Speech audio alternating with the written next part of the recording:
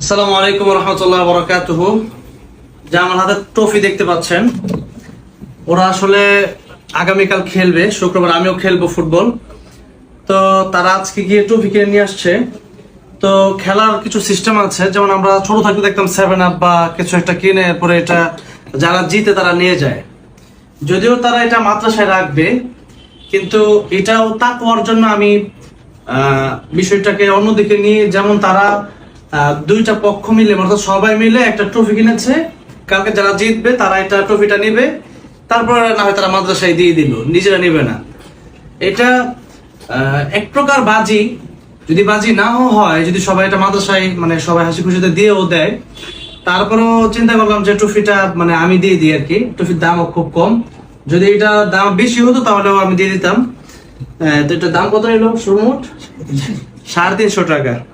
এটা আমি তোমাদেরকে দিয়ে দিলাম, এটা ভাগ করে নিয়ে নিবা সবাই, ঠিক আছে?